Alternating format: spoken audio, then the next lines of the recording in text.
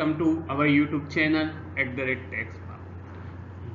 हम income tax, GST, law के regarding बहुत सारी चीज़ें हमारे इस चैनल के द्वारा आपके समक्ष लेके आते हैं। आज ऐसा ही एक हॉट टॉपिक जो इनकम टैक्स में इन दिनों बहुत चर्चा में है, notice under section 148A of income tax, alleged bogus donation, जो bogus donations as a individual tax payer या कंपनी ने किया था और कैश में पैसा वापस कमीशन कट होने के बाद लेते थे, ऐसा जो टैक्स प्लानिंग करते थे, उसका मामला कोरोना के टाइम पे इनकम टैक्स डिपार्टमेंट ने कई सारे ऐसे पॉलिटिकल पार्टी जो पैनिक पॉलिटिकल पार्टीज थी जो ऐसा काम करते थे और बोगस डोनेशन की रिसिप्ट इश्यू करते थे, उन पे सर्च और उनके वहां से बहुत सारी डिटेल्स इकट्ठा की और ये इनकम टैक्स ऑफिसर ने लगभग अप्रैल महीने तक अब तक 3 लाख से भी ज्यादा टैक्स पेयर को जिन्होंने ऐसा एलिज्ड बोगस डोनेशन क्लेम किया था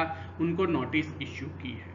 अभी ये डोनेशन अंडर सेक्शन 80GG(b) और 80GG(c) में एज अ कंपनी या as a individual tax payer आपने क्लेम किया होगा और आपको ऐसी नोटिस रिसीव हुई होगी। तो अभी ये पूरा मामला क्या है, हम इसमें क्या प्रोसीडिंग कर सकते हैं, हम हमारे कंसल्टेंट के साथ मिलकर कैसे अच्छे से प्लानिंग कर सकते हैं, उसका एक गाइडेंस हम आज यहाँ इस वीडियो में आपको देने वाले हैं। वैसे तो आप देख रहे हैं कि अभी ये नोटिस जो इनकम टैक्स इश्यू किया है उसका नोटिस का बैकग्राउंड क्या है, वो कौन से बेसिस पे ये नोटिस इश्यू करते हैं। तो हमने जो भी अब तक नोटिस देखी है, मैंने खुद ने भी जो भी नोटिस देखी है, उसमें उन्होंने दिखाया है, उन्होंने बताया है कि न्यूज़ में भी आपने सुना होगा कि 25 से ज़्यादा पॉलिटिकल जो भी पार्टी है जो ऐसा बोगस डोनेशन करती थी, वो क्या करती थी कि वे आपको एज अ बैंकिंग ट्रांजेक्शन मतलब आरटीजीएस एनईएफटी से पैसा मंगवाती थी और जो उसका ब्रोकर होगा या फिर जो भी वहां पे बंदा होगा वो थोड़ा बहुत कमीशन लेगा, लेट से 1.2%, 5% कमीशन लेके बाकी का पैसा आपको कैश में वापस दे देते। ये पूरा ट्रांजेक्शन सालों से ऐसा चलता था। इसमें कई सारे ब्रोकर्स और प्रोफेशनल भी इंक्लूड थे, जो एक टैक्स प्लानिंग का जरिया लोगों ने बना दिया था। उसमें इनकम टैक्स ऑफिसर ने ये सारे डिडक्शन को खारिज करने के लिए अभी अंडर सेक्शन 148A के तहत, जिसकी टाइम लाइन है 4 साल, इसीलिए आपको अभी 4 साल तक पहले तक का भी नोटिस इश्यू वो कर सकते हैं। उसी वजह से आपको मार्च की डेट मिल रही होगी। अभी ये जो नोटिस है उसका एविडेंस क्या है, वो कौन से बेसिस पर मुझे इश्यू की गई है, तो उनको जो सर्च और सीज अलग अलग जो भी पैनी पॉलिटिकल पार्टीज थी उनके वहां से नोटिस मिली है, आपको भी नोटिस मिली होगी, उसमें भी पॉलिटिकल पार्टी का नाम लिखा हुआ आया होगा, कितनी अमाउंट का आपने डोनेशन किया वो भी लिखा हुआ आया होगा। आपको खास चेक करना है वो पॉलिटिकल पार्टी का नाम और अमाउंट अगर सही नहीं है तो आप उस ग्राउंड पर भी अपना केस क्लियर कर सकते हो। ये बाद में आप कई सारी नोटिस में देखेंगे कि नीचे साइन नहीं होगी, सिग्नेचर नहीं होगी, उस केस में भी आप अपना केस साउंड प्रूफ कर सकते हो और ये नोटिस को वॉइड बताकर अपना और केस स्ट्रॉन्ग करके आर्ग्यूमेंट कर सकते हो, ये जीतने के चांसेस आपके बढ़ जाएंगे। इसलिए नोटिस को बड़े अच्छे से पढ़िए, अपने कंसल्टेंट से मिलिए और उनके साथ डिस्कस करके नोटिस को डीपली अंडरस्टैंड कीजिए। उन्होंने नोटिस में लिखा है कि हमको एज ए बोगस डोनेशन की रिसिप्ट वहां पे पॉलिटिकल पार्टी से मिली है, उनकी डायरीज मिली है, वहां से लूज पेपर्स मिले, आपकी उनकी व्हाट्सएप चैट्स मिली, आपके कंसल्टेंट की ब्रोकर की और उनकी व्हाट्सएप चैट्स मिली है, उनका एफिडेविट, कई सारे लोगों का स्टेटमेंट लिया है, एफिडेविट उन्होंने रिकॉर्ड किया है और वहां पे वर्कशीट और books, diaries, notes, account books जो भी मेंटेन करते थे, कॉल लॉग से अदर डिजिटल एविडेंस भी हमको मिले, जिसके बेसिस पे आपको ये नोटिस इश्यू हुई। यहाँ पे आपको एक ध्यान रखना है कि इन्होंने बहुत सारे लोगों को ऐसे भी नोटिस इश्यू कर दिए। अगर आप as a legal ground safe है, आपके फैक्ट्स और ग्राउंड स्ट्रॉन्ग है, आपने जेन्युइनली पॉलिटिकल डोनेशन किया है, आप जाइए अपने कंसल्टेंट को मिलिए या फिर डायरेक्टली भी आप इनकम टैक्स ऑफिस पर जाइए और अपना जो भी आर्ग्यूमेंट है वहां पे दीजिए। अगर आपका जेन्युइन केस है तो आप यहाँ पे बच सकते हो। दूसरा, मैंने जैसे बताया कि आपकी नोटिस में कोई एरर है उसकी वजह से आप बच सकते हो, तो ऐसा कोई भी ग्राउंड और स्टैंड लेके आप अपना केस स्ट्रॉन्ग कर सकते हो। ये सारी चीजें जो असेसिंग ऑफिसर होगा उसने देखी और उन्होंने आपको नोटिस दी। आप चेक कीजिए कि मेरी पॉलिटिकल पार्टी सही है, मेरी डोनेशन की अमाउंट सही है, उसमें साइन किया हुआ है, ये सारी चीजें वैलिड है तो ही वैलिड नोटिस होगी। With in the period of 4 years मुझे इश्यू हुई है तो ही वैलिड नोटिस होगी। अगर ये नहीं है तो आप उसके सामने अपनी लड़त चला सकते हो। अभी जब नोटिस तो मिल गई है, अब नोटिस का रिप्लाई कैसे दे? बहुत सारे लोगों को ये क्वेश्चन आता है कि ये नोटिस का रिप्लाई हम कैसे दें। तो रिप्लाई देने में हमारे पास दो सिनारियो बनते हैं। पहला सिनारियो, अगर जो भी डोनर है, मतलब जो भी टैक्स पेयर है, वो as a donor objection raise करता है, और दूसरा सिनारियो बनता है वो ऑब्जेक्शन रेज नहीं करता और अपने आप सरेंडर करता है। अगर आप डोनर हो और ऑब्जेक्शन रेज करते हो तो आपको नोटिस में लिखा होगा कि आपको विद इन द 7 days आपका कोई भी रिप्लाई देना पड़ेगा। अगर आप 7 days में रिप्लाई नहीं दोगे तो वो मान लेंगे नोटिस में जो भी लिखा है वो सब सही है। उसके बाद वो क्या करेंगे, आपका रिप्लाई देखेंगे, देखने के बाद अंडर सेक्शन 148(a)(d के तहत वो अपना बेस्ड जजमेंट असेसमेंट दे देंगे, या फिर आपको 148 के तहत नोटिस इश्यू करेंगे कि आप फ्रेश रिटर्न फाइल कीजिए। अगर आपने एक्सेप्ट कर लिया है, आप फ्रेश रिटर्न फाइल कर रहे हैं, आप सरेंडर नहीं कर रहे हैं, उस केस में आपको आगे अपील करने का मौका मिलेगा। उसका डिटेल्ड रिव्यू हम आगे वीडियो में देखेंगे। उसमें आपको क्या टैक्स लगेगा, क्या इंटरेस्ट लगेगा, क्या पेनल्टी लगेगी, कैसे अपील डिसमिस होगी, तो क्या ऑब्जेक्शन आएगा, क्या हमको प्रोसीजर करनी होगी, ये सब ध्यान रखना है। पर इसमें दो सिनारियो में टाइमलाइन यहाँ पे हम समझ लेते हैं कि इधर ऑब्जेक्शन रेज करते हो या फिर ऑब्जेक्शन रेज नहीं करते।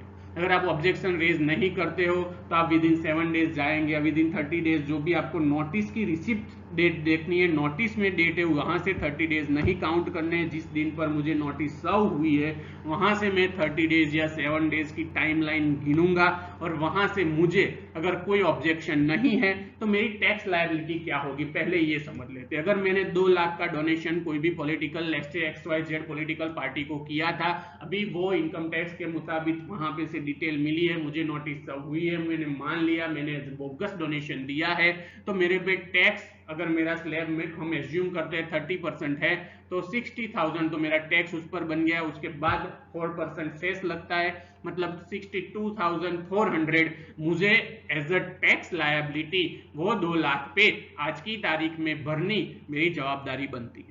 उसके बाद क्या होगा, अगर आपने एक्सेप्ट कर ही लिया है, आपने ITR फाइल किया, उसके टाइम पे आपने टैक्स और इंटरेस्ट भर दिया, उसके बाद असेसिंग ऑफिसर आपको पेनल्टी भरने के लिए ऑर्डर पास करेगा। वो ऑर्डर अंडर सेक्शन 270A में आपको देगा, जिसमें मैक्सिमम पेनल्टी 200% है, और ये बोगस डोनेशन है, बोगस डोनेशन में 200% आपको पेनल्टी लगने ही वाली है। उस हिसाब से आप गिनोगे तो बट 200% ऑफ टैक्स वैल्यू, मतलब tax plus education cess is equal to 1,24,800 होगा। अगर आपका टोटल टैक्स बर्डन कितना हुआ, आपने एक्सेप्ट कर लिया, आप सरेंडर कर देते हो, तो आज की तारीख में आपको 50 महीने का इंटरेस्ट, मतलब 32,000 तो आपका इंटरेस्ट भी इसमें ऐड हो जाएगा लगभग। तो टोटल वैल्यू ऑफ डोनेशन जो भी आपकी हो रही है वो होगा 2,19,200। मतलब आप सरेंडर करते हो तो यहाँ पे 2,19,000 ना होगा। अगर आप ऑब्जेक्शन रेज करते हो कि नहीं ये बात गलत है, कई केसेस में क्या होता है कि भाई जॉइंट अकाउंट से अगर आपने डोनेशन किया है तो विवाहित को भी, किसी और असेसी को भी नोटिस इश्यू हुई है, तो ऐसे केस में भी आप ऑब्जेक्शन उठा सकते हो और आपका केस बड़ा स्ट्रांग होगा, आपका ग्राउंड क्लियर होगा, आप बच सकते हो। तो आप जरूर अपने कंसल्टेंट को मिलिए और ऑब्जेक्शन रेज कीजिए। अगर आपके फैक्ट्स और ग्राउंड सही है तो आपका बचने का चांसेस ज्यादा है, क्योंकि कई बार जेन्युइन टैक्स पेयर को भी इनकम टैक्स ऑफिसर नोटिस दे दिया है। ये 3 लाख लोग बहुत बड़ी अमाउंट है, 3 लाख टैक्स पेयर को ये नोटिस इश्यू हुई है। अगर आपका केस जेन्युइन है आपको रेज ऑब्जेक्शन करना ही चाहिए। उसमें आपको income tax department under section 147 में आपका केस स्क्रूटिनी में ले जाएगा। आप ध्यान रखिए कि अकेला सिर्फ डोनेशन का ट्रांजैक्शन वो नहीं असेस करेंगे, असेसमेंट में आपका सारा उस साल का रिटर्न में जो भी इनकम दिखाई है, जो भी डिडक्शन दिखाया है, कोई सैलरी दिखाई है, कि मेजोरिटी सैलरीड एम्प्लॉयड और गवर्नमेंट सैलरीड एम्प्लॉयड को ही ये नोटिस इश्यू हुई है, ऐसा मेरा मानना है। जो मेरे पास केस आते हैं उसके मुताबिक मैं बता रहा हूं, उसमें कोई एचआरए क्लेम किया है, कोई और डिडक्शन लिया है, उस सारा वो असेस करेंगे, डोनेशन को असेस करेंगे, उसके बाद जो भी उसको सेटिस्फैक्टरी नहीं लगेगा वो 2 साल तक उनकी लिमिट रहती है। वो 2 साल तक ये पूरा केस, अगर आपने उनको कहा कि हमको ये बात एग्री नहीं है, तो 2 साल तक वो अपना डिसीजन सुनाएंगे। जैसे ही आपको ये डिसीजन मिला अंडर सेक्शन 156, आपको टैक्स प्लस इंटरेस्ट अगर वो सेटिस्फैक्टरी नहीं है तो जो भी आपकी लायबिलिटी बनती है वो 30 डेज में पे करनी रहेगी। हालांकि जो आपकी 270A की पेनल्टी होगी वो आपको भरनी नहीं रहेगी, उसके लिए वो सेपरेट ऑर्डर पास करेंगे, तब आपको वो पेनल्टी भरनी रहेगी। तो अगर आप ऑब्जेक्शन रेज करोगे तो आपको जो भी टैक्स बर्डन है वो डिलेड भी हो सकता है। अगर आपका केस स्ट्रॉन्ग है तो आप बच भी सकते हो, पर साथ साथ में ये भी ध्यान रखना कि वो आपकी सारी डिटेल असेस करेगा, तो चांसेस भी है कि आपका टैक्स बर्डन और भी बढ़ जाए। आप कंसल्टेंट को मिलके, अपने सीए को मिलके प्लानिंग करने के बाद ही अपना डिसीजन बनाएं कि ऑब्जेक्शन रेज करना है कि नहीं करना है। ऑब्जेक्शन रेज करने के लिए आपको सबसे पहले अंडर सेक्शन 156 में joint commissioner of income tax appeal को अपील करना रहेगा। जैसे ही आपको वो ऑर्डर मिला है उसके 30 डेज में, जैसे आपको वो नोटिस मिली है उसके 30 डेज के अंदर आपको अपील करनी रहेगी। अपील का एक कानून है, उसके तहत आप 20% टैक्स भरने के बाद अपनी अपील कर सकते हो।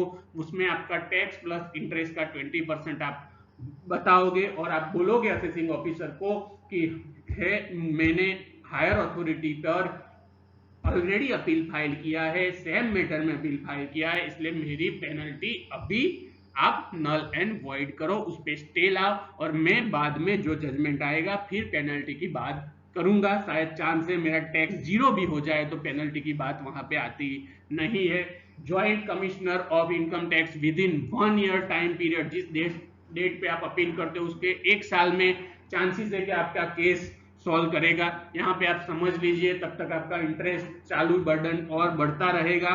इसके लिए मेरे यहाँ पे एक और सलाह दूंगा कि अगर आप अपीलेट के रास्ते जाना चाहते हो और ऑब्जेक्शन उठाना चाहते हो तो अपना टैक्स पहले भर दीजिए, तो इन फ्यूचर आपका इंटरेस्ट बर्डन ज्यादा न आए। इसमें एक और बात भी है कि अभी सब सिस्टम इनकम टैक्स की माइग्रेट हो रही है, बहुत टाइम लग रहा है अपील को प्रोसेस होने में। 3-4 साल पहले फाइल की गई अपील आज तक सॉल्व नहीं हो रही है, तो आप इसका भी ध्यान दीजिए। एक लॉन्ग टाइम पीरियड के लिए आप एक प्रोसीजर में जा रहे हो। अगर आपका केस अनसक्सेसफुल रहता है तो आपको जो बैलेंस 80% टैक्स और इंटरेस्ट प्लस 200% करनी पड़ेगी, तभी आपका केस यहाँ पे पूरा होगा।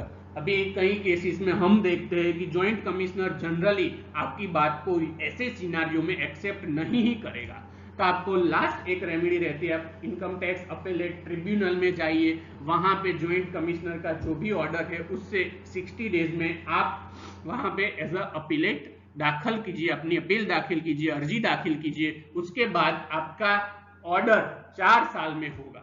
आप देखते हैं ये बहुत लंबा समय है, 4 साल। वहां पे फेवरेबल जजमेंट के आने के चांसेस कौन से बेसिस पे होंगे कि आपका बहुत केस स्ट्रॉन्ग है, ऐसे नहीं कि मुझे इच्छा हुई और मैं अपील में चला गया। तो आप टैक्स भरिए, इंटरेस्ट भरिए, पेनल्टी भरिए और अपना अकाउंट क्लियर कीजिए, वरना आप बहुत सारी दिक्कतों में फंसेंगे। अगर आपका केस स्ट्रॉन्ग है तभी कंसल्टेंट की सलाह के बाद ही आप इनकम टैक्स अपीलेट ट्रिब्यूनल में जाइए, क्योंकि अगर आप इनकम टैक्स अपीलेट ट्रिब्यूनल में चले गए, आपने टैक्स नहीं भरा, 20% टैक्स भरा, आपके केस स्ट्रॉन्ग नहीं है, 22 मंथ या फिर उससे ज्यादा पीरियड का भी टैक्स भरना पड़ सकता है। ये सारी बात आप ध्यान में रखिए। अगर अभी भी आपका जो भी असेसमेंट ईयर का नोटिस इश्यू हुआ है, जनरली 1920 का हुआ है, अभी 2021, 22 जिस भी असेसमेंट ईयर ने आपने ऐसा डोनेशन किया है, आपको लगता है कि नहीं मैंने ऐसा बोगस डोनेशन ही किया है, आप अपना कंसल्टेंट को मिल के रिटर्न को अपडेटेड रिटर्न फाइल कीजिए। वो एक बेस्ट रेमेडी है जिसके कारण आप यहाँ अभी ही ये सारी प्रोसीडिंग से बचते हुए सरलता से अपना टैक्स प्लानिंग करके लोअर टैक्स भरने के बाद भी बच सकोगे। जब कभी भी फ्यूचर में नोटिस आएगी, जरूर आएगी क्योंकि आपने बोगस डोनेशन किया है, तब आप बोल सकोगे कि मैंने अपडेटेड रिटर्न भर दिया है, तो पेनल्टी की या फिर इंटरेस्ट की बात नहीं आएगी। इसमें आप देखिए 200% पेनल्टी इनकम टैक्स लगाता है, जो बहुत बड़ा टैक्स बर्डन आप पर आने वाला है। अगर आपने भी ऐसा टैक्स प्लानिंग किया है और आप फंस गए हो, तो आप तुरंत अपने टैक्स कंसल्टेंट के पास जाइए और अपना एक केस सॉल्व करवाइए। इसके रिगार्डिंग कोई भी क्वेरी हो, क्वेश्चन हो, आप हमें कमेंट कर सकते हैं और आपका कमेंट का हम जरूर संतोषकारक जवाब देंगे। Thank you for watching @tax Babu YouTube channel. और ये एक हॉट टॉपिक था जो हमने डिस्कस किया। Thank you.